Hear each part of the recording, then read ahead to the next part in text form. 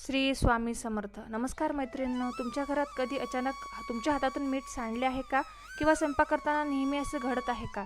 तर तुमचं उत्तर हो असेल तर आजच हा व्हिडिओ तुमच्यासाठी शेवटपर्यंत नक्की पहा. कारण अनेक लोक या घटनेने फक्त एक छोटी गोष्ट म्हणून पाहतात, तर काही लोक म्हणतात हे शुभ नसते, तर काही संकेत असू शकतात. यामागे एक मोठे कारण दडलेले आहे. तर खरंच असे आहे का की फक्त एक योगायोग असतो? आणि जर हा योगायोग नसेल तर आपल्या पूर्वजांनी मीठ सांडू नये असे का सांगितले? आजच्या व्हिडिओमध्ये आपण या विषयामागील पारंपरिक समजुती, यामागे व्यावहारिक कारणे आणि जीवनातील त्यातून काय शिकता येत असेल या समजून घेणार आहोत.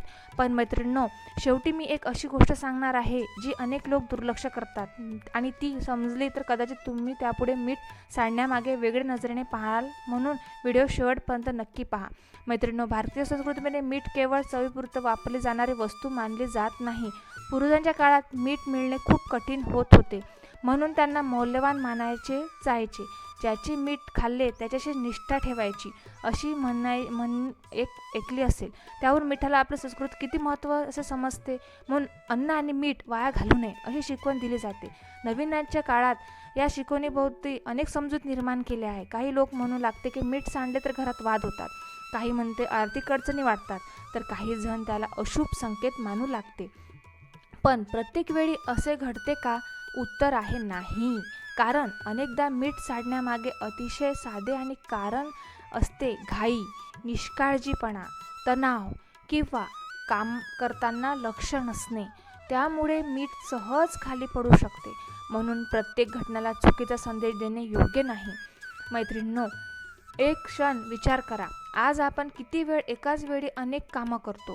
मोबाईलवर बोलत असताना स्वयंपाक, टी व्ही पाहत असताना जेवण, मनात कामाची चिंता. अशा वेळी चुका स्वाभाविक आहे. मीठ सांडणे त्यापैकी एक चूक असू शकते. पण एक गोष्ट घटनेतून एक मोठा धडा मिळते. तो म्हणजे आपण जे काम करतो ते पूर्ण लक्ष देऊन करतो आणि आपले मन सतत दुसरीकडे असते. घरात एक गृहिणी रोज सकाळी घाईघाई स्वयंपाक करत असे. घरातील सर्वांची तयारी, मुलांची शाळा, नोकरी या सगळ्या धावपळीत तिच्या हातातून वारंवार मीठ सांडत असे. ती घाबरू लागली. तिला वाटू लागले की काहीतरी वाईट होणार. पण तिच्या आईने तिला एकच गोष्ट सांगितली: बाळ, मीठ नाही, तुझी घाई सांडत आहे. ते ऐकून थोडी वेळ ती शांत राहिली. तिने स्वतःचे दिनक्रम बदलली. सकाळी 5 मिनिटे शांत बसू लागली. स्वामी समर्थांचे नामस्मरण करू लागली. काम करताना पूर्ण लक्ष देऊ लागली. काही दिवसात तिच्या हातातून मीठ सांडणे चुका कमी झाल्या. मैत्रिणींनो, या गोष्टीचा अर्थ असा नाही की मीठ सांडल्यामुळे समस्या निर्माण होत होत्या, पण तिच्या तणावामुळे आणि घाईमुळे त्या चुका होत होत्या. त्यातून आपल्याला एक महत्त्वाचा संदेश मिळतो: कधीकधी समस्या बाहेर नसते, ती आपल्या मनात असते. आजकाल सोशल मीडियावर अनेक व्हिडिओ दिसतात.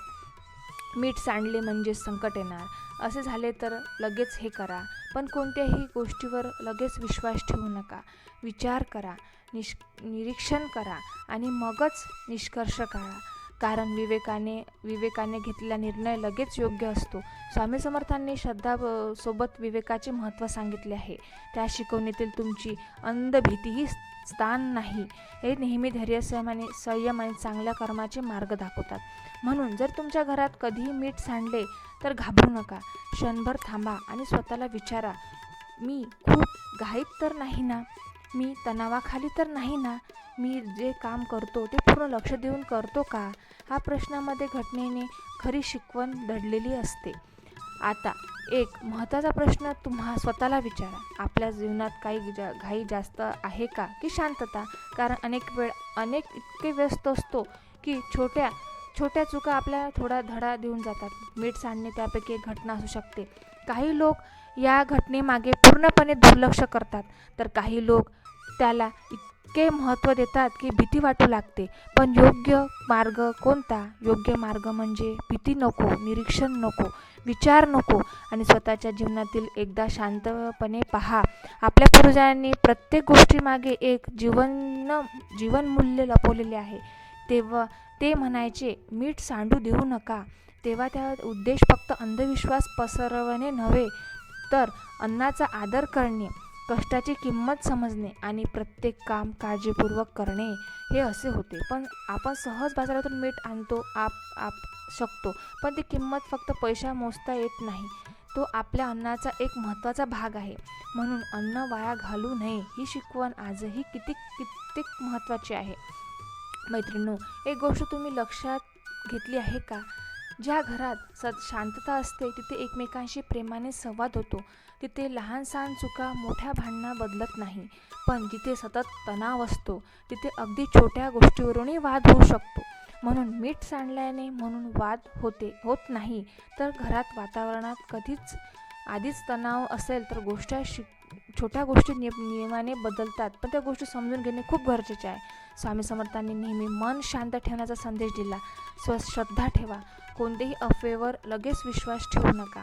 कोणी काही सांगितले म्हणून घाबरू नका. कारण भीती माणसाला चुकीचे निर्णय घ्यायला भाग पाडते. पण शांत योग्य मार्ग दाखवणे. मैत्रिणींनो, जर तुमच्या हातून आज मीठ सांडेल तर याचा अर्थ असा नाही की उद्या काळ वाईट घडणार आहे. याऐवजी त्या क्षणाची स्वतःला विचारा, आज मी खूप घाईत होतो का? मी काम पूर्ण लक्ष दिले होते का? मी मनाने शांत होतो का? तर ह्या प्रश्नाची उत्तरे मिळाली तर तुम्ही कदाचित छोट्या घटनेतून तुम्हाला जीवनातील मोठा धडा मिळेल. आजच्या धावपळीच्या जीवनात आपल्याला थांबायला वेळ नाही, स्वतःशी बोलायला वेळ नाही, कुटुंबासोबत निवांत बसायला वेळ नाही आणि म्हणून कधी छोट्या घटना आपल्या थांबून विचार करायला भाग पाडते. यालाच खरी शिकवण म्हणतात. जर तुम्ही स्वामी समर्थावर श्रद्धा ठेवत असाल तर कोणतीही छोट्या घटनेला घाबरण्याची गरज नाही. त्याऐवजी चांगले कर्म करा, प्रामाणिकपणे काम करा, अन्नाचा आदर करा, कुटुंबाबरोबर प्रेम करा आणि दररोज काही क्षण नामस्मरणासाठी काढा. त्यामुळे मन शांत राहते आणि शांत मनाने घेतलेले निर्णय नेहमी योग्य ठरतात. आता शेवटी छोटासा विचार. समजा उद्या पण तुमच्या हातून मीठ सांडले तर तुम्ही काय कराल? घाबराल की सोशल मीडियावर त्याचा अर्थ शोधत बसाल, की शांतपणे स्वतःला मनाकडे पाहत निर्णय तुमचा आहे. मैत्रिणींनो, जीवनात प्रत्येक घटना अर्थ भीती नसते. काही घटना आपल्या सावध करतात, काही घटना आपल्याला शिस्त शिकवतात, काही तर घटना आपल्या स्वतः सुधारण्याची संधी देतात. म्हणून पुढच्या वेळी जर तुमच्या घरात मीठ सांडले तर नकारात्मक विचार करू नका. त्या क्षणाला एक शिकवण समजा, स्वतःला अधिक सहज बनण्याची सारथी समजा आणि स्वामी समर्थांचे स्मरण करत जा. कारण मिठापेक्षा स्वतःवर विश्वास ठेवणे, अंधविश्वासापेक्षा विवेक मोठा आहे आणि संकटापेक्षा स्वामी समर्थावर श्रद्धा ठेवा. श्री स्वामी समर्थ. जर तुम्हाला थोडा जरी आवडला असेल तर लाईक करा, शेअर करा आणि चॅनलला सबस्क्राईब करायला विसरू नका आणि कमेंटमध्ये नक्की लिहा श्री स्वामी समर्थ. जय जय स्वामी समर्थ. श्री स्वामी समर्थ.